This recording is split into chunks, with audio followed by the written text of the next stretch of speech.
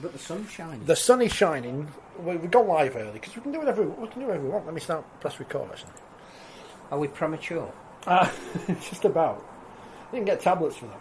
Usually, I mean, that's what you usually hear about on podcasts. Adverts for. I mean, American podcasts are full of adverts for that kind of product. Although I did spend the journey in to Leeds today, as we started early, listening to a Girls Aloud podcast, and there are less Girls Aloud podcasts than there are Rugby League ones. So obviously, we need to pivot into becoming a Girls Aloud podcast because that will work. What we should start by saying is, before the audience gets here, is congratulations to two groups of people. First, West Leeds for winning the Women's Cup, because Fev have had it taken off them. Do they have to go to Fev Lioness's house and take it off them? I don't know how it works. And also congratulations to whoever does the Twitter feed of Castleford Tigers, who no doubt will have done a million brilliant tweets in the past with hilarious pictures and stuff, but have won Tweet of the Week because Sosaya Feki, they revealed Sosaya Feki would be playing a game, revealed by tweeting out the team news. So well done to Castleford Tigers Twitter admin, whoever you are. Man of the match. I don't think you listen to the programme anymore, but congratulations on that. Image of the week.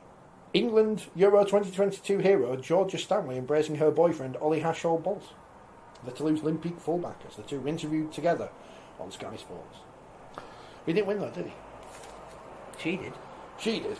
Happy birthday Dominic Young, who doesn't have the phone number of Sean Wayne, or doesn't answer his phone. It's like the opposite of Scully in that sense.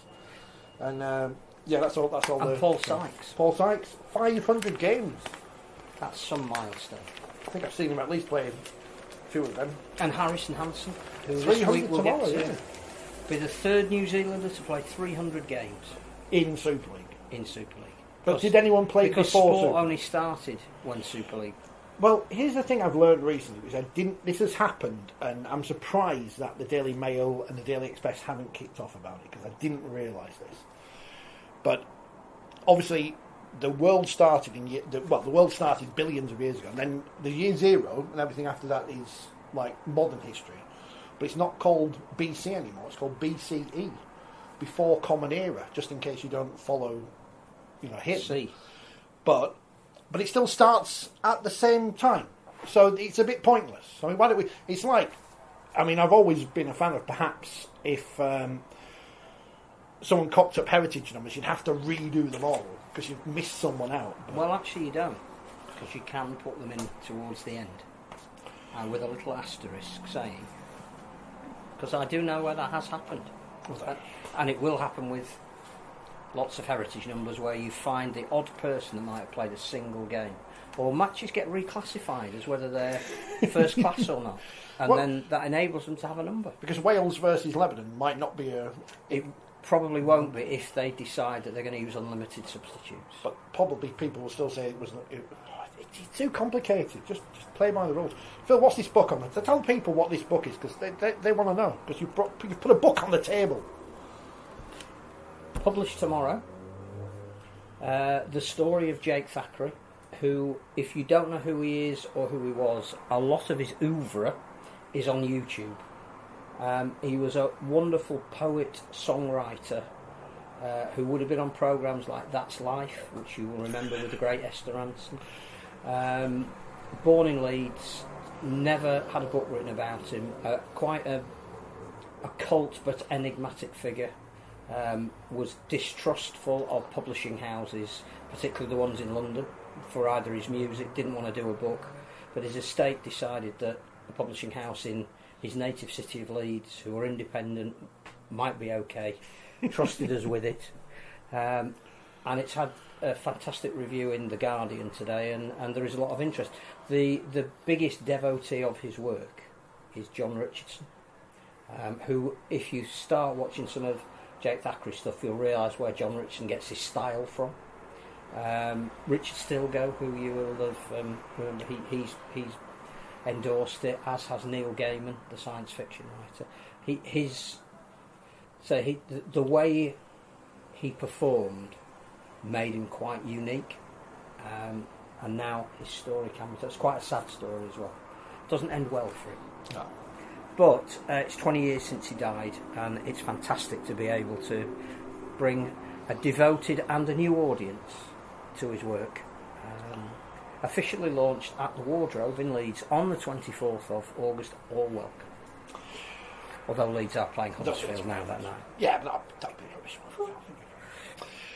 Now I've just got one of Richard Stilgoe's songs stuck in my head, which is, if anyone knows the words to Porter Cabin TV, do join in. Also out, is it out now? Or is it in today? Ink Still Wet. Went in the post to subscribers this very morning. It's down there in the corner as well. I can't work out where the camera is. The new 4020 magazine. Bish Bash Bosh. Championship takes centre stage. World Cup in motion. Wire on a wobble. Win the New England shirt. So if you don't like it, I don't know if you people like it out there. Andy and Stu's Adventures. Do you like the England shirt? I don't know. You can win it. It's in the middle somewhere. I've seen it. There it is. Page 12. Win the England shirt. You too can look like Tommy Makinson. See, I recognise him. That's quite good of me. It's blue and red and white. And well, the red is the sponsor's red, isn't it? But, well, it's on the badge as well. I don't like the badge, but... So yes, both out at the moment. If you have any spare pocket money, Rugby League, and then Northern Entertainment. When it comes to the winter and you've got no fuel, you can burn it. Yeah. That's a good doorstop. You know, multi-use. Bit of politics. Welcome to the programme. It's a Saints away strip, says Andy. If they'd made it a red V, you'd say it was a Saints home strip. Remember That's what they said, that they couldn't do that. When England played Australia in that centenary international, it must have been 2008, because the Aussies wore that maroon and blue shirt. Yes. And we wore red and white hoops, and everyone said, it's a Wigan shirt. So we can't wear it again. But then we played that Northern Union game, didn't we? We did. Against the All Golds. Was that a full international? Or was that? No. Because even though it was England versus New Zealand, just in. No, because it wasn't. It was a hybrid team. It had an. Oh yes, I remember now. And Leeds and New Zealand won't count either, I don't think, and a lot at all. So if I think New Zealand will want to play their full squad if they can and give everyone a run out. So if someone made their Leeds debut in that game, would they get a heritage number? It's too complicated. Well, if it is designated as a game, Adrian Morley needs to play, and then he will qualify for the Hall of Fame. Apparently the sound's a bit faint. Turn your sound up. Well, it's also because you've got the window open, because it's quite warm. It's warm. Apologies, WCTA. Hopefully we're louder. Or shout. We'll shout. But welcome. We haven't really started yet. No, I mean, we're just doing a bit of admin. Oh, the fence is falling off. That was my fault. I mean, this could be the improvements to Odsall that are going to happen. 50 million to put the fence back. Yeah. Oof, dearie me. Saw them coming. Are they going to widen the pitch? Make it the legal minimum? Get an artist in. I have turned it up, Andy. I've turned it up on my thing. If I put desktop audio on, it might be even louder, but I don't know. It says it's coming through. If I tap the mic, it will do something. But it's working, so you know. She's more than we are. Turn up your telly. Is anything happening in Rugby League? Or I tell you what, we do need to talk about this week before we get on to everything else. Is the influx of British coaches into the NRL next year? Because not only is Richard Ager off to New Zealand. Because we don't know what he's doing at Leeds at the minute. I've been there the last 2 weekends. I've not seen him. Not even just like watching the doors. Painting the outside. Yeah. But Lee Briers, in shock news, is off to Brisbane, which is great that coaches are not going to Rugby Union. But again, there is this sense that the best of our talent is being attracted to the NRL. And whilst we've seen a player drain recently, I think particularly the Lee Briers one is really interesting because you can actually measure the difference that he's made at Wigan in a very short time. And again, Matty Pete and Chris Radlinski quite rightly are extolling the work that he's done. They are very entertaining to watch at the moment. Their attacking structure is totally different to what it was under Sean Wayne and Adrian Lamb, and a lot of that you can see the hand of Lee Briers in. It's clearly been noticed by Kevin Walters at Brisbane. And that's interesting because, again, there is that fine balance, isn't there, between you going over there to promote the best of what we do, but you're also stripping our competition of the people that we need to be the next round of head coaches. But great for Lee Briers. I think it's an opportunity he said he couldn't turn down. He realises himself and has self-acknowledged that perhaps he didn't have as big an international career as he could have done as a player, but he gets the chance to effectively go on tour for an extended period with his coaching capabilities, and I think that's brilliant. It'd be really interesting to watch how Brisbane attack next year and see if you can noticeably determine whether it's any different. And as he'll be an assistant, he can come back and be a head coach in Super League.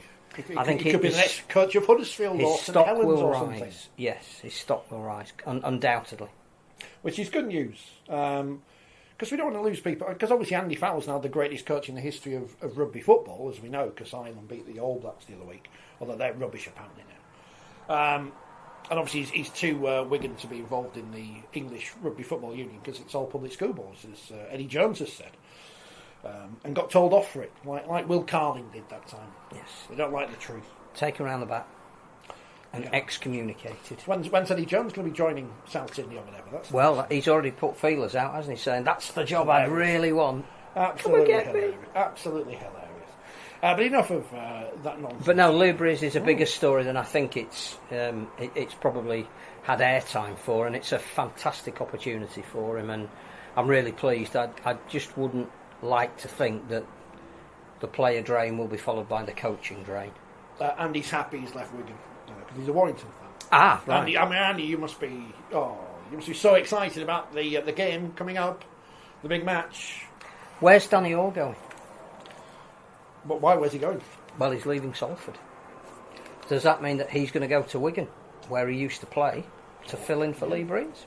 Could join the fun at Warrington again, couldn't he? And join it with his old mate, Mr. Powell. It's all exciting because it's at the moment it's all players leaving and going elsewhere for next year, and it is a bit odd. I'm really looking forward to next year at insert club here, but I've still got a great job to do here at insert other club where I'm currently being employed. But then all these moves, because of the transfer deadline, have been known for ages. So there isn't anything we're hearing that is coming as a huge surprise because these deals were done ages ago. I tell you what, when they announced that Jacob Miller's not going to be at Wakefield next year, and no one knows where he's going, obviously, because he said on the telly the other week, I won't believe it. I will not believe it. It is a bit daft, isn't it? Because, as you say, we all know these things are going to happen. And you may as well just announce... I know they want to announce them at certain times for reasons, but... Well, when everyone knows, it just seems a bit pointless. When Jenna Brooks says on the telly, so you're playing for Cass next year, what do you think? And the thing is that, again, I understand the PR value of a big signing. Sometimes it's worth announcing things if you haven't had a good result the weekend before. But once it's all in the public domain, it's almost like you're trying to create a new story where it isn't there. It's the Castleford press conference tomorrow, and I think it clashes with my other plans. Otherwise, I would go and say, so, Lee Radford, you've just re-signed Danny Richardson. How much are you looking forward to seeing him play alongside somebody else in the halves next year, like Callum McClellan? He's at the club. Could be him. Could be him. Hope it is, because he deserves a good run from his injury nightmare. I jest. Because I'm genuinely, unless players are coming to my club, and even then, I've never heard of half these people anyway. It's all a bit... But of course, Liam Sutcliffe's off to Hull. Huh? Very difficult for clubs towards the bottom of the league to plan anything, because how can they offer a contract if they don't know what division they're going to be? I mean, what are they going to do next year? If League go up, what are they going to do? They're going to sign some British players. Sign some British players. I heard there's some available. I think they've got 4 already earmarked. But what if they don't go up? Well, they're still going to sign them because they may as well. No, but I suspect that then makes the removal of some high earners there currently, if they don't go up, more of a priority. Or could just sign for Wakefield or Toulouse or whoever, or Warrington, whoever doesn't. What will probably happen. Doesn't go down at the bottom. But that's an interesting one that the Bash threw up. Is it now a foregone conclusion? A, that Featherstone will be in the £1 million game, or do we look at the form of Halifax and Batley and and perhaps say they have more than an outside chance of upsetting the apple cart? Or do we assume that Lee are so good at the moment that automatically means that whoever they play, even if it's Featherstone, it's a shoe-in? And I'm not sure either of those scenarios are dead set certain. We've got thousands of listeners to this podcast. What, both of them? Yeah, and Ian, I asked that earlier on Twitter, have you got any questions for us? And 3 people replied. Ian is a Halifax fan. And he said, "Are Simon Griggs and Joe Keys the Championship coach and player of the year so far?" To which my honest answer would be, I've not watched enough of the Championship to give you an answer, but from everyone I hear, they tell me Joe Keys is brilliant, and it's hilarious because all the Bradford fans wish he was still there, and he's not, and he's tearing up the field with the Panthers Panthers in third in the table at the moment, behind big spending Featherstone and Lee. So I think you're winning the league. I think it's safe to say that the coach who is the best of the part-time teams deserves a special recognition to be in touch with those who virtually have a licence to spend at will. As for Joe Keys, I hope he plays for Ireland in the World Cup. There's been a lot of talk this week about eligibility. That's one of the other stories, and the chance that Luke Keary and Richie Myler might be the Ireland halfback pair is fantastic, and every team seems to be strengthening. But I hope there's a place for Joe Keys in there as well. I didn't realise Richie Myler was Irish. Well, some of his parentage must be. And he played in the last World Cup final. Did he play in the last World Cup final? Was he in the squad? Luke Gale played. Okay. He was in the squad, wasn't he? He was at the World Cup, wasn't he? A very complete... 2017 does seem a long, long time, and I'm trying to forget about it. Because it was a long, long time. It was, but... But no, I think Halifax deserve recognition. I think Batley have done an outstanding job. Well, that's the other one, isn't it? That's the other obvious name to throw into the mix there, isn't it? I think you'd have to look at their respective squads and what they've cost and make a judgment as to whether Simon Griggs or Craig Lindegaard has done a better job. Either of those have done their clubs absolutely proud and should be extremely pleased with how the season looks like it's going to finish. I'm not sure. I think Barrow could maybe cause an upset. York seem a little bit inconsistent for me, but again, when they win promotion, I'll come back on here and say York were by far the most consistent team in the division. Well, as we know, is if York, and genuinely I'm going to do this, if York City Knights win the League Leaders' Shield in a couple of weeks against Leeds in the Women's Super League, because I'm going to be there, I think, I'm going to ask the players if we can have a medal, because they all like my tweet saying they weren't going to finish in the top two. So it's all down to me. Yeah. Richard Dilleriff yesterday on the programme last week, so I'm taking the credit. What motivation? I know. If people really think... You're an influencer. I know. Oh, if it's not Leeds winning everything because I said Saints were better than them, then it's this now.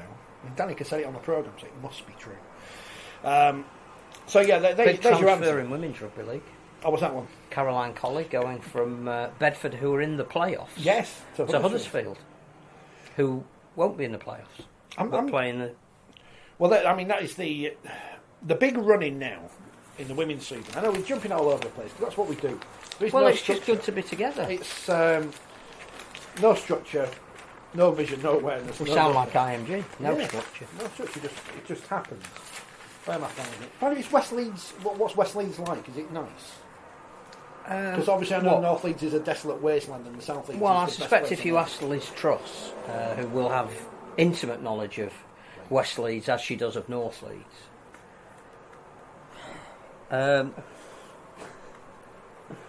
So anyway, it's a less salubrious suburb, but with fantastically honest people in it.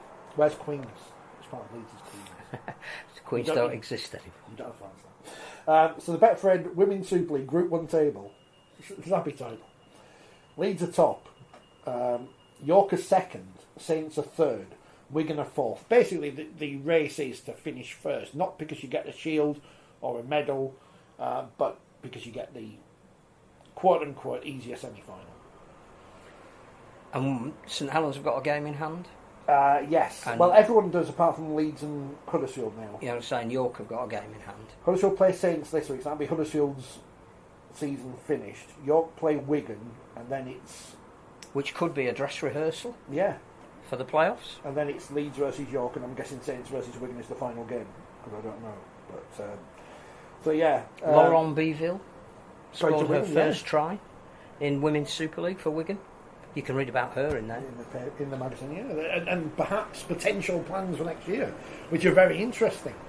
In the other games, some teams won and lost. Wakefield lost to Bradford 26-0. I don't know which players played for the other side the other week. Cass lost to Barrow 78-0. And Warrington beat Featherstone 44-12, which you could have watched on the Our League app. But which you could have watched Leeds versus Saints, which was a good game. Not the best game the two teams have played against each other, but it was a good game. And Courtney Winfield Hill's try was worth the price of the admission alone, especially if he didn't pay to get in. But it wasn't good enough to get in our league top tries of the week thing. Because it wasn't on our league. No. But it was a good try. Great vision from Georgia Roach and awareness from Courtney Winfield Hill. And a nice sidestep. Yeah, it was a very nice try. But a consolation try. Because Saints have been far too good. I don't know who's going to win the Super League. I think it's still going to be Saints.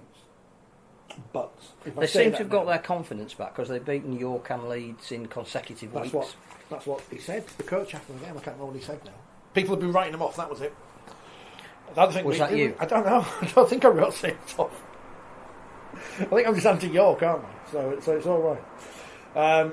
Elsewhere, Norm de Plume has asked about the RFL leadership because John Davidson, sometimes of this parish, released a story earlier today to his Patreons that there might be a shift in power at the top of wherever Redhall is these days between Mr. Rimmer. Well, it's going to be Odsal, isn't it? Well, the Rugby League headquarters of the world, and we're going to build a stadium in Odsal. £50 million levelling up. Odsal, everything there, but the RFL at the Etihad. If we needed a national Rugby League stadium, considering all the Rugby League stadia that actually exist in bricks and mortar, and we said, right, we're going to play all our big games here, apart from obviously the Challenge Cup final, Grand final, whatever. But we're going to play the £1 million game, which is definitely going to be at the home of the team that finishes highest. You know where I'm going to say it should be, even though even though it doesn't have a beach. No, it's Headingley. Headingley's the best stadium we've got as a pure Rugby League stadium, but you don't need to build one in Bradford, which won't get built, just like all these others. Don't upset them. Well, I think that going back to the question and the article from Mr. Davidson, I think it's safe to say that when there is the reappraisal of what the realignment means, there were going to be some people who perhaps won't use the word surplus to requirement because they're clearly. They're not like an absent Prime Minister, are they? They're actually there doing a job. I mean, it's gone wrong already. Sam says, don't even start bringing politics into our game. Had enough of that rubbish with football. Well, it's in our... if there wasn't politics, there wouldn't be the game of Rugby League, unfortunately. It was just taking the mickey born out of politics. But I think that it's safe to say that there may well be, once IMG come in, a need to rationalise the people that currently work in other areas. I wouldn't be surprised if some people who are at Super League with positions will be, it'll be, well, do we need you helping to promote the game if IMG are helping to promote the game? It'd be the same at the RFL. We've got a new chair of the commercial board. Do we need as many RFL people on a board? In which case, as with every business at the moment, it'll be all about cost saving.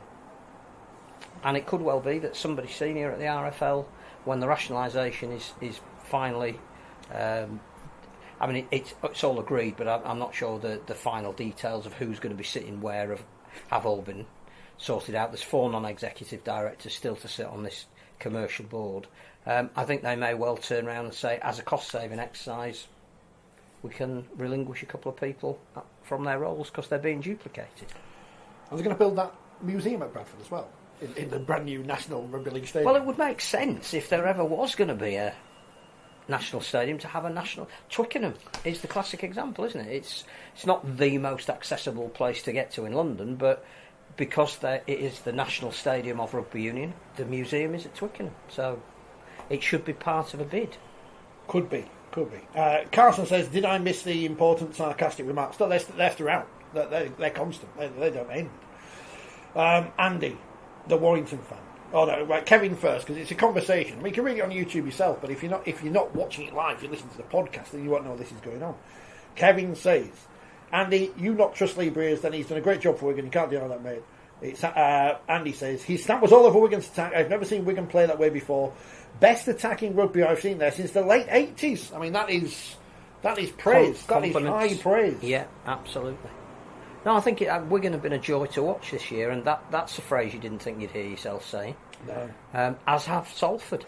I have to say, Paul Rowley again with the resource that he's got, with the fact that it was the first time for a month this weekend that he named a 21 player squad. They have played in recent weeks some of the best rugby it's possible to see. They are a breath of fresh air. Leeds ain't doing bad either, with the style that Rowan Smith's playing. It's all very, when you praise Wigan, I said it to Liam Fowle, didn't I, before the semi-final? Not underdogs, but people actually liking Wigan. We all used to hate Wigan back in the day. I mean, secretly, but there may be pictorial evidence of me in a Wigan shirt. Thankfully, there isn't any pictorial evidence of me in a Bradford shirt around. So never got that far. But no, I'm rambling about something. No one knows what I'm talking about. So I mean, Kevin's now found out that Andy is not a Wigan fan, so make sure we've got that cleared up, which is good. So we've got a national stadium being built. We've got change at the top of the RFL. All the coaches leaving to go to the NRL. Eligibility. We've got to talk about. Well, no, only because I think we're going to get a fantastic World Cup. I thought we were anyway. But genuinely, every person who declares for a country... Valentine Holmes, who was fantastic in the last World Cup, declares for the Cook Islands. They are undeniably stronger. It doesn't necessarily weaken Australia, but it doesn't half improve the Cook Islands. Joseph Papali is saying, not only am I playing for Samoa with the Penrith lads that we already know about, but I know of other players that I've spoken to that haven't yet declared for. So fantastic. So Samoa could be the next Tonga. Tonga are not going to be any less strong than we've seen them, having now beaten Australia, New Zealand, Great Britain, Uncle Tom Cobley. PNG were brilliant when they beat Fiji. I think there's still some Fijians to declare as well. I just think it's exciting. Ireland clearly are hinting Jed Corcoran as their coach that they've got more people to unveil, along with Luke Keary, who again, he's on the fringe of that Australian team, but he's going to be playing for Ireland. Victor Radley is massive, I think, for England. Maybe back row isn't a position that at the moment we're short of players, but you put in that level of quality and that competition for places, that immeasurably helps the cause of England to stand up to Samoa in the first. There are games now that you can look at the fixtures and go, I want to see England and Samoa, because I'm hearing a lot about who might be playing, and that's great. I think the World Cup's going to be fantastic. And you throw in, Dom Young not taking the calls of Sean Wayne because he seems like he wants to play for Jamaica in the World Cup, and that is a huge get, as they say, for them. Well, even the wheelchair World Cup, yeah. Jack Brown is back. Jack Brown, who was the Wheel of Steel. Yes. I think by general consensus, the best player we have produced in recent times in this country. Great respect to people like Tom Halliwell, who wouldn't be far off that title. But Jack Brown was acknowledged when he went to Australia 2 years ago as being our best player because he was the man of steel. He's come back. He's rejoined Halifax to play in the World Cup. That's fantastic. That gives us a real chance to say the French might be favourites, but we're going to have a squad of 10 that will be as good, if not better than them, and we can get behind them. An England team could win a World Cup. Someone needs to remind me, because now I've had at least 2 opportunities and I keep forgetting to ask. Next time I see Martin Coyne or anyone wheelchair-wise, how do the players line up on the field? Because what are their positions? And because obviously you don't have 13 players out there, so it's different numbering or whatever. Not that it's important. I think it's a tactical thing. I don't think they have positions. I think on certain drives, player A will take the ball into the opposition. Player B will then be designated to take the second drive. I don't think, like, you're a prop, you can only drive the ball in. They're multi-skilled. Not like when I was trying to cover rugby union back in the day, and I could never get out of my mind rugby league, and it was very confusing. That it was rubbish, wasn't it? Because it was second division rugby union. I think the other thing you briefly mentioned about Georgia Stanway is the impact on women's sport of the Lionesses winning will give a huge boost to the women's competition. And whilst it's still true, I think the NRL kicks off in a fortnight, women's NRL, their second season in 2022 as they catch up. They're going to come here absolutely honed and ready to go, as are New Zealand, the bulk of their best players playing in the women's NRL. But there's going to be extra eyeballs on England women's rugby league team to see if they can emulate the Lionesses, which is fantastic. And the good news is that at the end of the women's season over here, the players from at least two.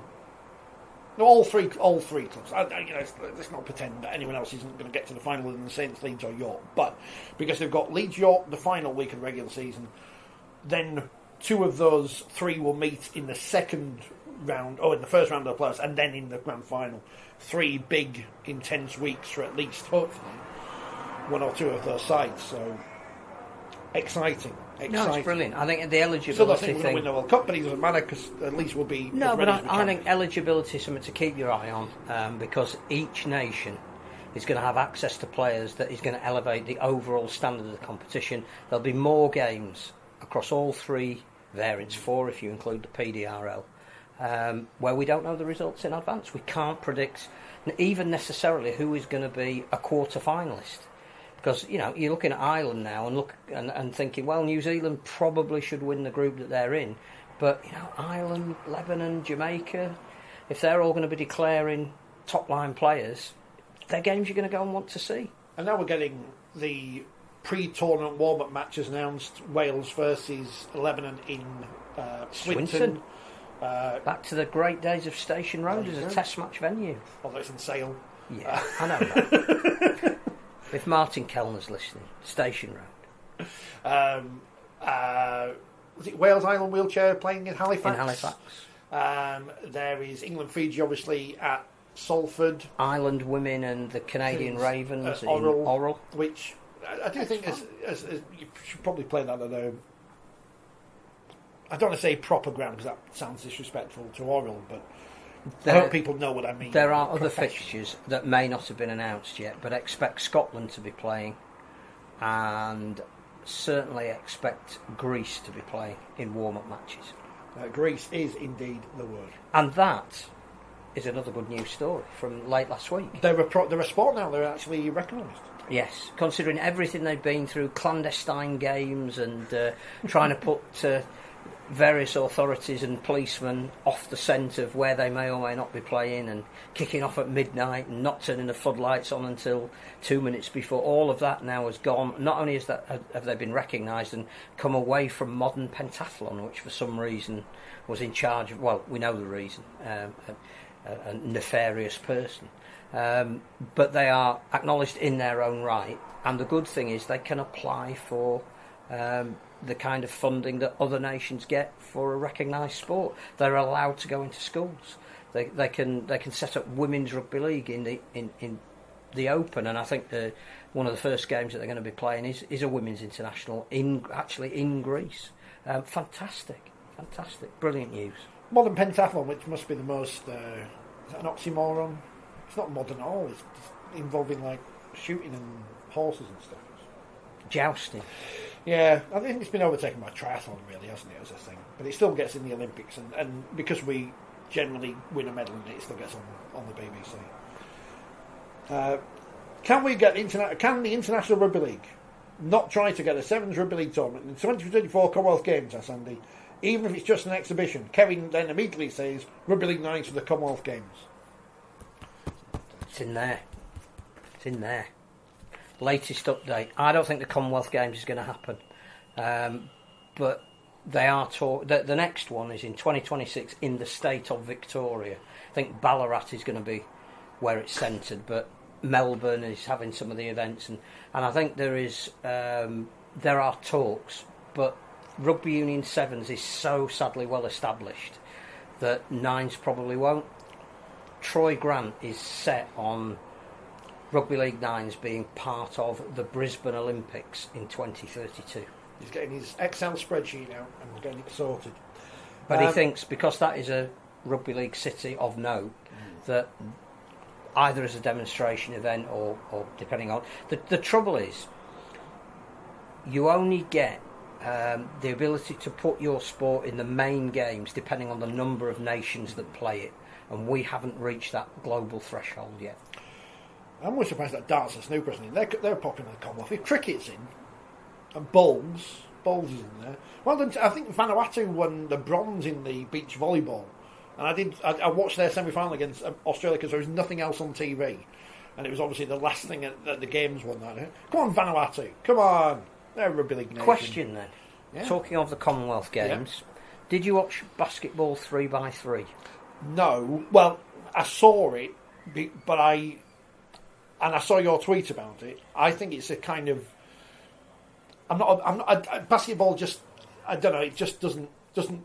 I don't know anything about to me. Basketball. I don't follow the NBA. I appreciate how big it is. I think that what they did in spreading basketball is a model that other sports can look at, because it was so American based, and now it is the second biggest sport on the planet after football. So it's massive in China, and they've taken it into the Indian subcontinent. So the way they have promoted basketball is something that we can learn from. But this 3x3s, for those who are not devotees of basketball, was just ridiculously exciting. For those who didn't see it, it's half a court, one net, clearly 3 on each side, played outdoors, 10 minutes. It is a bit like the 2020 cricket element is how far can you hit it. The basketball element for 10 minutes is how many baskets can you score. But if you don't fully follow the sport, it's ridiculously exciting. Both gold medal finals went to the very last play, the men's in overtime. Brilliant. Should we be looking at some derivative that isn't 13 aside? What I didn't understand was when it was in the Olympics, they had that and actual basketball, which seems a bit pointless to have both in. But at least it was just the one in this one. Probably because you wouldn't be able to fill full teams, which is the whole point of these things, isn't it? You build up a player base by playing smaller sided games. That 3x3 basketball was outside in a court that was full, brilliantly lit, the drama of the sunset and all that, and suddenly, even if you didn't follow it, you thought, something here, it can attract me for 10 minutes. The going back to the women's football again, the crowd, 87,000 at Wembley, not a hint of trouble. No. The atmosphere coming over the television, it never lessened. It was slightly more high pitched than normal. It was never threatening. We do need to investigate. So, with the greatest respect to the Bash, which is written about extensively in here, and a lot of people have talked about. And I think the one thing we've taken from this year's event needs to be a destination location. And whilst Headingley may be a great facility, too easy to just turn up for your game and go, get all of that. What do you want it to be? Therefore, where do you want it to be staged? I think the other thing that was obvious by being there for one of the days was we could predict the audience. There weren't many kids there. There weren't too many young people there. There weren't a lot of women and girls there. And when the Leeds St Helens women's game finished on Sunday before the men's game, must have been 5,000-6,000 people watching. Yeah. And the bulk of that audience, yes, there were the traditional Rugby League fans who could identify with the teams that were playing, but there were a lot of girls there. There were a lot of different people who you wouldn't normally see. That's what IMG have got to address. When I went to that game at Sheffield, I think I've mentioned it on the podcast before, but I'll mention it again anyway. When I went to Sheffield for the Dutch versus the Swedes game, which was brilliant because of all the atmosphere by the competing nations. And what was strange was, I can't think of a time I've been to, apart from the Olympics, I went to Brazil, New Zealand in the football at St James's Park. And you're there as a neutral, and I was only there because it's the Olympics. And I didn't think I was going to get to the Olympic Stadium. Yeah, and I got to see Neymar. I didn't think I'd get to the Olympic Stadium, which I did because I bought tickets to the Paralympics later on. So that was the Olympics are in the country, I'm going to go.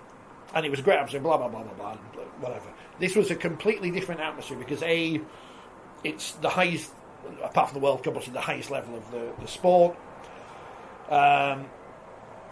And those who were not fans of the Netherlands or Sweden were not the same kind of people generally. I want to say everyone's different than when I've been to Bramall Lane in the past. I've sat on the cop at Bramall Lane in the past to watch the Blades, and it's completely different fans. Of course, you expect that. We were having a Chinese before the game on London Road, and the family next to us who were talking about going to their first ever football match were not the kind of people you would expect to go to watch Sheffield United in the Championship. And that's not trying to generalise or stereotype people who do. It's because really every important. walk of life does. But and when you go see women's rugby league, it is a different audience to an extent. The ones who are going to watch the game, and so is 100 cricket, whether it's a viable concept or not. It's a different audience. So was 3x3 basketball. So the question to throw out there to both of the people that are listening, what do we need to do to make the sport more attractive to a different audience? Because our current one is a finite audience, which Craig Lingard told us on the show 2 weeks ago. You may as well take his idea of the six-a-side with random players chosen from random teams and just have a go, because the bash as it is at Leeds this year, I don't know if it was a financial success or not, but it didn't appear to be. It was the lowest overall attendance, so there must be a finite point where it's costing money rather than making money. So if you did something completely different, and we had the Nines at Blackpool in the past, didn't we? When they binned off, one of the stupidest decisions ever made by this sport, and I know that's a completely hyperbolic statement, is taking the Northern Rail Cup final away from Blackpool and moving it to Halifax. And that's no disrespect to Halifax, which is a fine venue, but what a stupid idea that was. And even if, I don't know why it was, maybe you couldn't use Blackpool that year, choose somewhere else, not bloody somewhere we're going to go anyway. Have a sevens tournament, have a nines tournament, have 8s, 11s, whatever, something different on half a pitch. Have 2 games going on at the same time. Maybe you've got chaos with the ball going off onto the different pitch, that you can work it into the rules, because you can do whatever you want and just invent something. I just think we need, part of IMG's brief should be, how do you attract the next generation of people? And it might not be solely the men's running game as it currently exists. T20 cricket is 20 years old now or something. But before that, I remember, just strange things that you remember. They trialled something called Cricket Max, which was pretty much what T20 became, but there was an area of the pitch, I think it was over the bowler's head, where if the ball landed in it, you got double runs. So they've always been trying to work out what the next format is which will catch the attention of the public, and obviously the 100 is the latest, and obviously you had a lot more money spent on it than that, because no one remembers Cricket Max, but we can try something. If it doesn't work, and we just go... Talking of cricket, because I am old, I can remember when one-day cricket first started. So there was only Championship cricket and Test match cricket, and then we got things like the Gillette Cup and the John Player League. And one-day cricket was just an amazing... For somebody who was relatively young at the time, you wanted to go to Bradford Park Avenue on a Sunday and watch Yorkshire play Hampshire, because Gordon Greenwich and Andy Roberts were playing for Hampshire, and you wanted your team to desperately beat them, and it felt different and exciting. And whilst as a school kid you probably couldn't spend a lot of time going to a county championship game, to go with your dad on an afternoon to a venue, Bramall Lane or wherever, you probably wouldn't normally go to, and see a whole format of cricket in one afternoon. It's very hard to get over on something like this, how exciting that was. That's what we need to recapture. Yeah, watching Yorkshire play one-day cricket in the 90s was not exciting. 70s it wasn't bad. No, the 90s were rubbish. Carl says, Nines were an exhibition tournament at the last Commonwealth Games in Brisbane. There was the one in Scotland as well. Yeah, there are 2, the last 2. But the one in Glasgow was before the games started. It was almost like a side tournament. The one in Brisbane, I think, ran while the games was being played. And the one in Brisbane, when you look back at who the Australian team were that won it, had people like David Fafita, the other one in it. Not this one. I think Tony Staggs scored the winning try, who of course now is Tongan anyway. But there were the first one that was won in Glasgow was won by PNG, and they went back as absolute heroes because it was the first global tournament that PNG had won in a nation where rugby league is the national sport. Did I read someone called Tonga was playing for Tonga or something? Did someone make that up? Did he make that up, internet? No, I think that was Mr. Mascord. He would know. No. He would know. Has he ever need any more teams this week? He's in Oldham this week, by the way. His ongoing book tour continues. Kevin didn't understand why only the women play cricket at the Commonwealth Games, because there's no time for the men to play. That's why. They play too much cricket. They've had to shorten the women's 100 this year because they played in the Commonwealth Games. The women's 100, which some games are being played after the men this year, which is interesting as a concept, because Last year it was the other way around. And we didn't win that. And we didn't win the netball. It's not coming home. Netball is not coming home. Kevin agrees that Blackpool's the best place for the Magic weekend. Andy says Benidorm would work. Have they got a pitch? Well, the Turkish beach volleyball competition was played last weekend. 300 people. They've got a... 7 nations, including Iran. They play beach rugby in Mallorca, so we can go there and play at Real Mallorca's home. I think there's some English involved. We'll go to Mallorca. I haven't been there for a while. Play it on Southport when the tide goes out. What has changed at London Broncos? Brackets, results are improving. Change coach? Have they got any more players? I mean, obviously that's a massive result, 44-0. As Dennis Pett said afterwards, if they'd have had a goal kicker, it would have been worse. But they didn't. No, I again, maybe it is just a coach that comes in and says, this is how we're going to play. They have got some very good players, and they've got some really good youngsters coming through, but I don't know enough about Mike Eccles and haven't seen them regularly enough to answer that question. But I know somebody who does go and watch them every week, our good friend Alex, so if he's listening and wants to tell us what's changed, that would be good to know. Well, Phil, let me give you the great opportunity this Sunday, because thanks to the Rugby Football League and our league, you can pay £4.95 to watch London versus Workington, so now you can watch them in the... Would that be relegated, Workington? In the privacy of your own home. Right. You can't watch Rochdale versus Cornwall this week. Maybe Rochdale Football Club have banned the Our League cameras, I don't know. In the ongoing spat as to why the England-Fiji game couldn't be played at Rochdale. In 2 bald men fighting over a comb. It's Rochdale Hornets versus Rochdale Football Club. Brad Journo, who I assume he's a journalist. How did you get into journalism? Have you got an RFL media pass? How do you lose an RFL media pass? The Broncos sacked Jermaine and got rid of their League One talent. Also the same reason the Scholars' results were improved, because they got their players back. There you go. Can we be positive about the Women's Super League South? I think we always are. Yeah, absolutely. I think we've said there should be a game between. Or one of the teams should be in the actual. Well, I think there's a better way of doing it, and that is to have a composite team that represents Super League South in the Super League. So, like London Roosters are for the wheelchair, you would have Southern Superstars, which would cherry pick the best. So Caroline Colley wouldn't have to go and play for Huddersfield. She could play in Super League for the Southern. You're only taking 13 players, so you still have your Cardiff and your Army and your Gloucestershire and whoever is coming up through the ranks. Torfine Tigers, Women's Rugby League Bedford have done a fantastic job. They would still play in the Southern Super League, but in the Betfred Women's Super League, you would have the Southern Bells or whatever. You can probably come up with a better name, but in fairness to Phil, he's come up with better names than any of the 100 teams have got. I keep wanting to call them the Northern Powerhouse. Except that doesn't exist. No, the Northern level is up. Remember that. It's when you said Ballarat, it made me laugh, because the only thing I know about Ballarat, and I didn't know about it. Gold panning. They've got a greyhound track. The Australian greyhounds in the morning. Ballarat. I think it's Toowoomba, one of those places. Towns where gold was once found, and it was built on that. Nowra, all these places. Warrigal. No, they do exist. I've seen them on telly.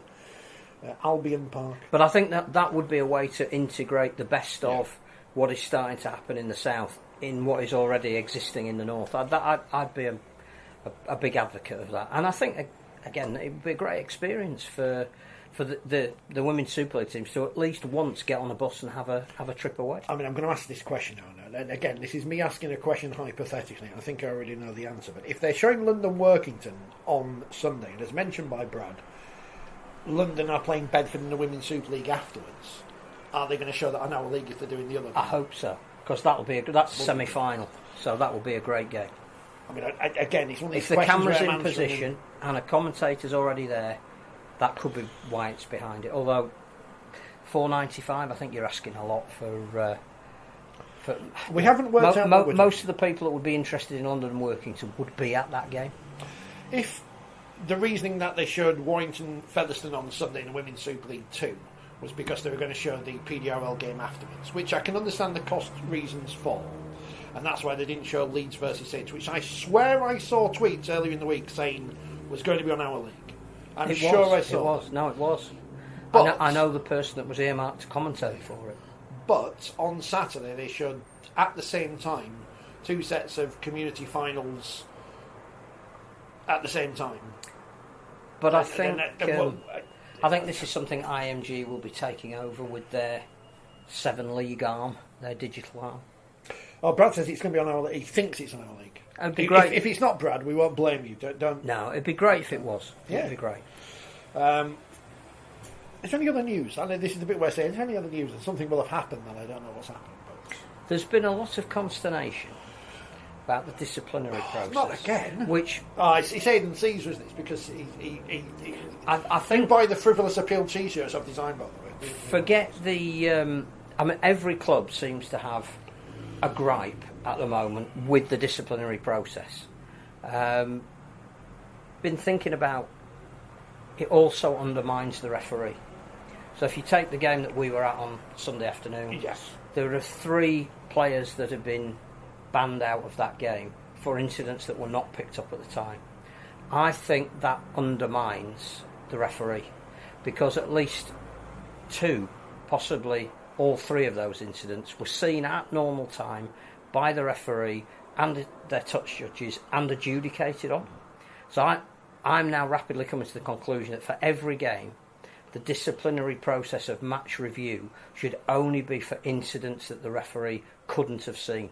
So if somebody's taken out long off the ball and the referee's got their back to the play, absolutely call that up. But if, let's take it as an example, and people can say, oh, it's because you lose.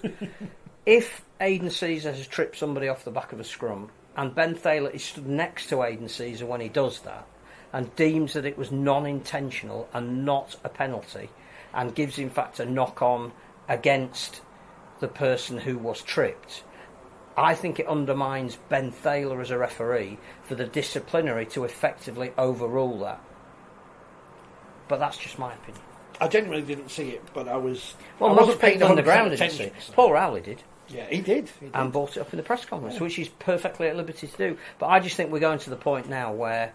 fortunately Ben Thaler has got a Super League game this week, but, what are we going to do? We're going to keep saying to referees, we've overruled you, you're refereeing in the Championship. A, that's demeaning to the Championship. Why should they get somebody who isn't performing at a standard? But B, Ben Thaler's performance in that game was clearly good enough for him to have another Super League game. But what they've done with the match review panel is undermine some of the decisions that he made, which I don't get. You'd probably say that the crowd might have had an influence on the referee. I can't. Not at Leeds.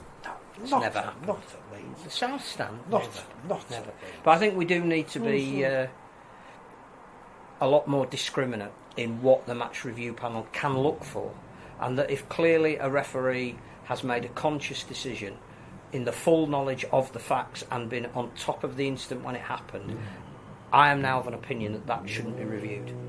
I'm trying to work out when Rhiannon Marshall's ban is up. She might be back either this week or next week for the Leeds game. That'd be good. That'd be tasty because that's the team she got banned against. And used to play for. Yes. I'm looking forward to that game in a couple of weeks. 3 weeks, I think. I don't know. Is it a double header? No, I think it's a standalone fixture. That would be interesting to see how many people turn up for that. I need to work out. How do I get in? How do I get into anything? Let me in. In the Super League this week, some games happened. They were all a week ago now. I think some teams won and others lost. They did. Are we with your Wakefield hat on, are we now convinced that Toulouse are going to get relegated? Well, I mean, there was a discussion in the comments earlier on YouTube thinking that Wakefield are safe now, and I'm not... Technically they aren't, are they? Obviously. No, mathematically they're definitely not. I mean, we could do with Warrington winning this week, couldn't we? But and the point difference is almost equal. Wakefield aren't going to beat Wigan on Sunday. You wouldn't think. When I put my predictions in this week, will I be putting Wakefield by 2? No, I'll be putting Wigan by 12 because you just pick a random number out of thin air. But I wouldn't think Wakefield will beat Wigan anyway. Did you see enough when Toulouse played Hull KR this week, who had a lot of players out, to think that Toulouse can win 2 more games than Wakefield this year? Or 1.5 more games than Wakefield? I don't know. I think we'll be alright. So I'm not... I'm not concerned. Someone asked me the other day, and I just said, well, there's nothing I can do about it. I can't. I'm not on the pitch. I can't change anything that happens. So there's no point me getting annoyed by. There's plenty of things I've been annoyed by this week. And there's someone wise said to me a few months ago, we spend too much time getting annoyed about things we can't control. Which is exactly, to be fair, what Darryl Powell said about Warrington. We can't change the course of history. We can only look at each next game and try and be better. So I can get annoyed by those things, or I can ignore them. I can't change what happens to Wakefield this year. I still think we'll be okay. This should be okay. The quality of player in the squad should be okay. I think that's the difference. Having looked at I feel another great opportunity for Toulouse. You can see that Corey Norman is a great player. You can see that Daniel Alvaro is a great player. But I'm just not sure they're big enough. Ollie Ashelbot is a fine player. But I don't think they've got the size to trouble even Warrington on Thursday. I didn't like being accused of being a stalker on Sunday, by the way, at Headingley. Who were you stalking? Apparently the women's teams. Right. My Gemma Carter accused me of that. Really? I'm an accredited rugby league journalist. I was on the BBC once. 4 years ago. 4 years. You've been on national radio. I was. You remember the radio? They used to do the football results on there and everything. So I just think on that, the results of last week and feeding them into what might happen this week, that unfortunately Toulouse's race could well be run because of who they've got to play. They haven't travelled well this year, and that's to be expected. Catalan didn't initially travel well. It's a hell of a thing when you've not really been used. It's not that you're not used to it, because they did it in the Championship, but you're not used to playing that intensity of game when you get here.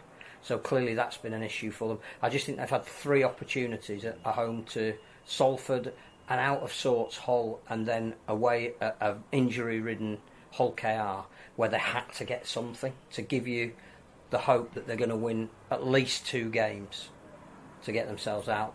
It's not done and dusted. No. If they were to pull off a shock win, because I think it would be a shock if they beat Warrington at Warrington. The bookies would have it as a shock win?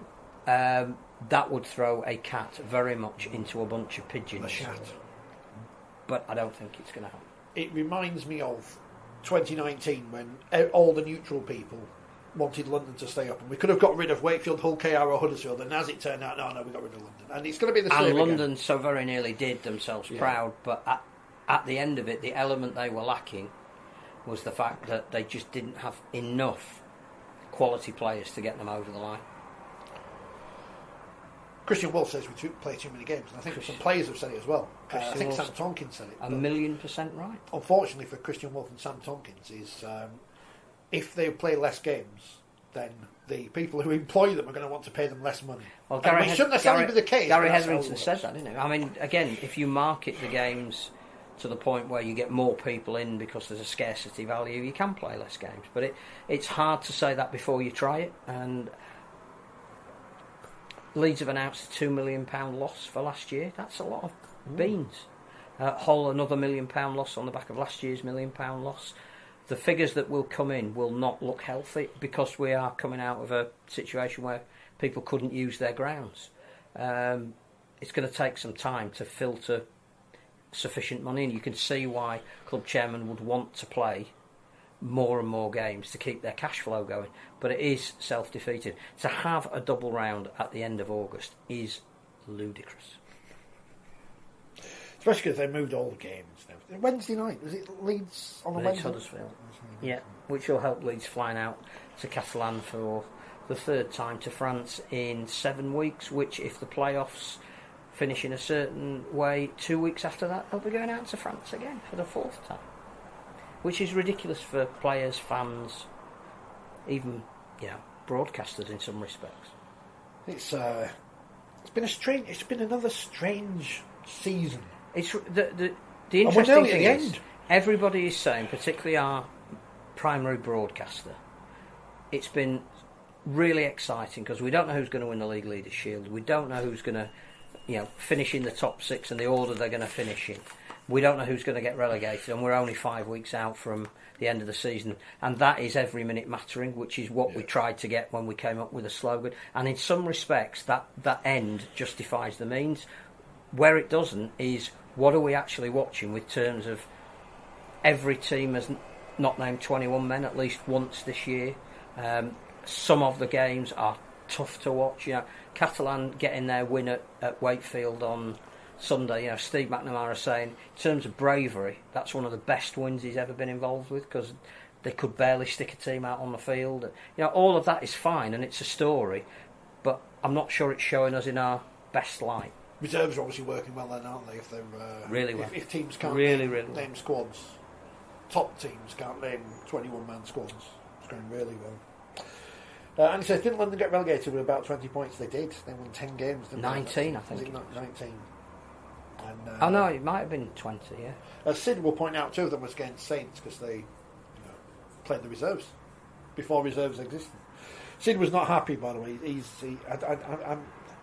He's not happy that Catalans and Toulouse on their official Twitter during games refer to the opposition as the English, which of course, mainly they're not. They're all the islanders, aren't just pretending, like the Australian national team.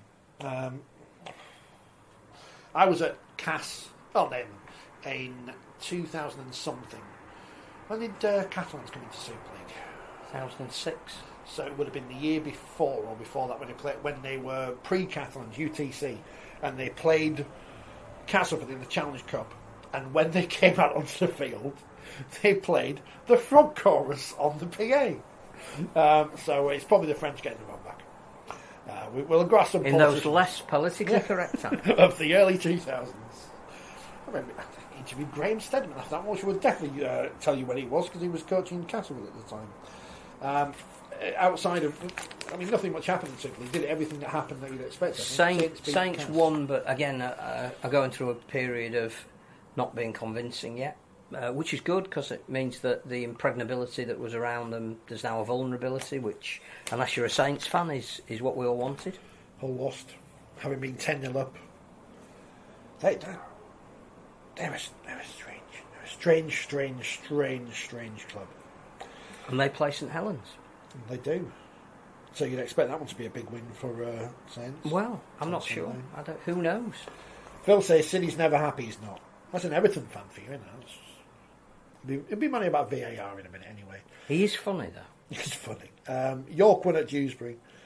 Bradford beat Workington. Halifax beat Batley in the Telly game. So that's another big win for Halifax. Lee beat Barrow. London won at Newcastle, we mentioned. That is an astonishing score. It is, isn't it? 44-0, as mentioned. They did miss 5 goal kicks as well, so that could have been even worse. Sheffield beating Whitehaven 38-26, which sounded like a cracking game. And Fev battling hard to beat Widnes, obviously coming off the back of that defeat to Barrow at the Bash the week before. But Fev getting over the line.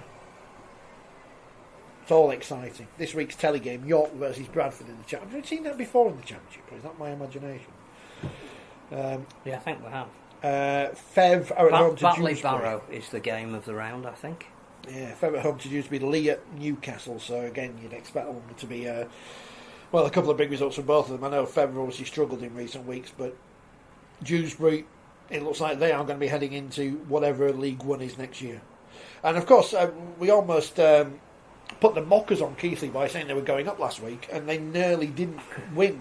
Is it this week mathematically they can, or is it the week after? I don't know how many games they play in these divisions anymore, so someone tell us.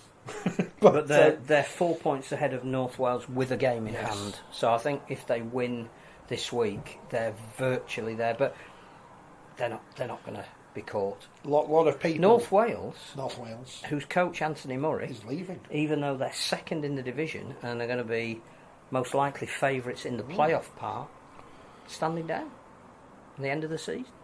Bit of a surprise. Yeah, they won at Cornwall. Was that on Sunday? I think it was. Doncaster beat Rochdale. London Skolars beat West Wales, because everyone beats West Wales apart from Cornwall. Midlands only just lost to Oldham. That was a very high scoring game. Had a good couple of weeks, the Hurricanes. Are they going to be moving to that the Olympic Stadium? I'm just looking at the Hurricanes' tries. They scored all of them from the hour mark. So 36 points. And the last try was 77 minutes. So in 17 minutes they scored 36 points. So when we reinvent this the Summer Basher, some kind of 20-minute That's 3x3 stuff. Yeah, 20-minute rugby. Just have 20-minute games. Could still be 13 aside, but just over 20 minutes. I don't know. And Swinton, Put up a good show. Upsetting the coupon because a lot of people were heavily on Keithley on the handicap on Sunday, but no. But only scored a penalty in the second half. They couldn't add to their fine first half, the Lions.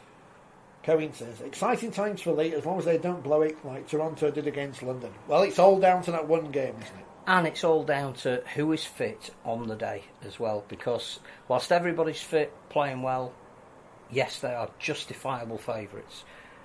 But, we've seen the carnage that injuries can wreak on teams, as indeed can the disciplinary.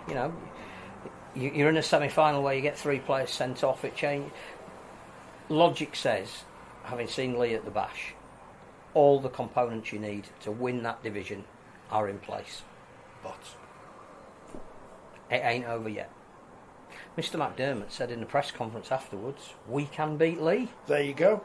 Just like he was going to say, but he didn't say, did he? He said afterwards he was going to say, after the game at Castle where they lost 1,000,000, they were going to win the grand final. But he didn't say it, did he? This is the thing now. He didn't say it, but he said he was going to say it, but he didn't say it. And they did win the grand final, because we remember that. I can't say Featherston are not going to win promotion, which would be hilarious because the Super League's going to be then full of teams from the WF postcode area just taking over the world. But it's only going to be Wigan or Wakefield dominating Super League next year. Kevin says Bevan French is off to Leigh. He's off to Newcastle, isn't he? Apparently, Newcastle Knights. Not Thunder. Yeah, I think given the choice of options, he will get offered another deal at Wigan, but he wouldn't sign that because he's got a strong bond to Wigan for being, extremely welfare minded with the issues that he had when he couldn't come back. They really looked after him, and he appreciates that. And his mum, before she passed away, said you need to go back to Wigan and repay them. So I think if Wigan put an offer on the table, that's the one he would take if he was staying here. I suspect he's played that well that Newcastle Knights will be his destination for next season. I mean, the big question coming out of Sunday at Headingley was when will Rowan Smith look at the league table? Because he doesn't look at the league table. Doesn't look at it. He's not interested. Leeds in 6th in that final playoff spot at the moment. Will they still be there after the weekend? We'll find out. Friday night, Hull KR versus Leeds on the telly. Yeah. It's a big game for Rovers as well because clearly they would go back into the mix for 6th, possibly take it depending on the other results. So yes, it's a huge game. Good telly fixtures now. They Warrington to lose, obviously, really because good. we can all laugh at Warrington if they lose, or unless you, obviously from Wakefield, but it would be funny. You can still take pleasure in the pain of others. I think the Germans have a word for it. And on Saturday on Channel 4, I can watch the first half, but the second half I'm busy. Are you reading the football? I'm reading the football results. Yeah, I'm reading the football results. If they hadn't told anyone they weren't going to do the football results, no one would have known. But they told everyone. I don't know why they've done that. It takes 2 minutes. Yeah. Because I used to when I was on Ridings FM, 5 o'clock the news, right? Yeah. Then you've got a 2 minute gap, so you can either talk for 2 minutes, but it's commercial radio, so you don't. So you play Delamitri's role with me, which is 1 minute 58, straight into the classified football results at 5:05 on IRN. And it takes 2 minutes to read them. I mean, I don't do the Scottish ones on North Derbyshire radio because I just can't be bothered. So you don't know how Cowdenbeath get on No, any given week? It's an ask me on nil.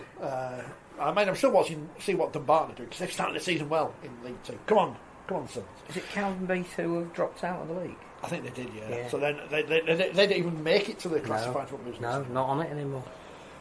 Some other team, is it Bonnyrigg now? Yeah, Bonnyrigg Rose. Where are they? I mean, it just sounds like it's like how do we get to talk about it's this like stuff? Teams in non-league football teams have names which you don't see in the football league, and there's no reason for that. Curzon Ashton. Yeah, exactly.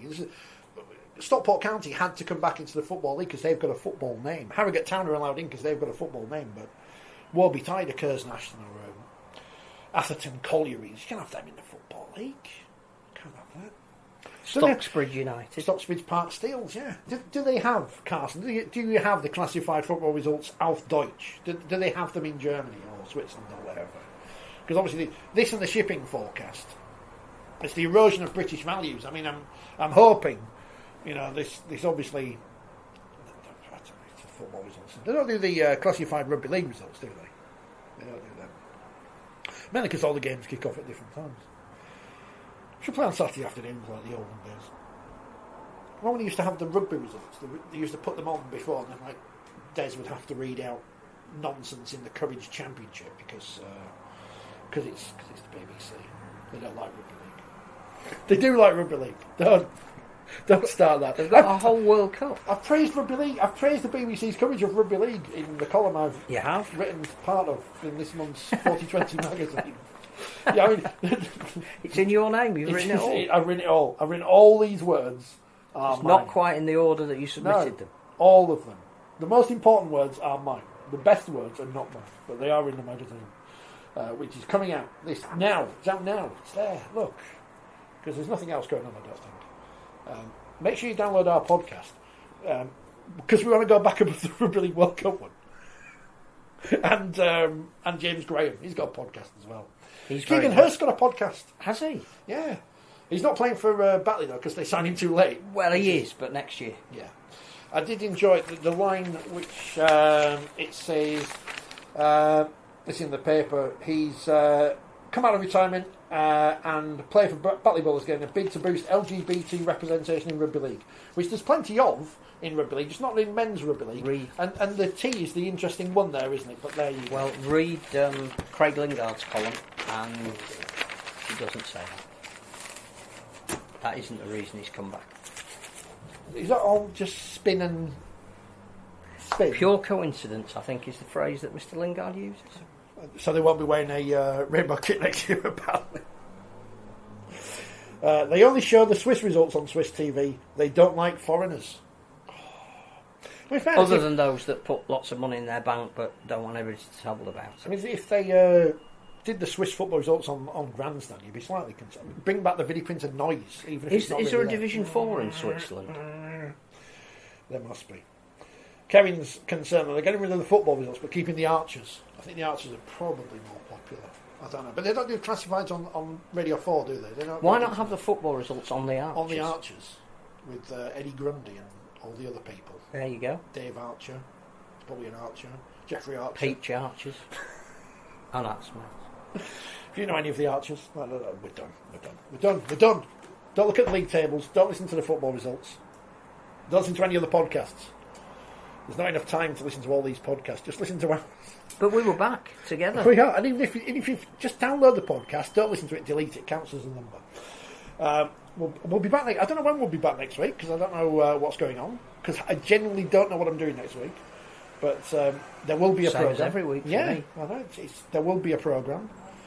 You might be under a pile of books. Oh, well, the pile of books will have gone, obviously. There it is. Buy a book. Listen, books. if you don't, not interested, listen to Beware of the Bull, after which the book is named, because it's actually Beware of the Bullshit, and it's never been more appropriate in the world we currently live in. And I mean, there's a million things I could say after that, but for the benefit of my own mental health, I'm not going to say them. Thank you very much for watching. Enjoy the rest of your week. Let's all laugh at White. Apologies, Andy, for saying laugh at White, because you're actually one of our viewers. I mean, we haven't got that many. We can't be annoying you by saying we're going to laugh at White. White aren't going down anyway. And all these people, like I said, the narrative on the White are going. They're not going down. They're not. Because if they did finish bottom, they'd change it like if Leeds were. No, they're not going to finish bottom. Next time, more conspiracies here on the home of Rugby League podcasting, apart from all the other ones. Kevin mentions the Bradshaws. Are they still going on the radio? James H. Could they read the football results? James H. Reeve used to play those. There's one for the teenagers.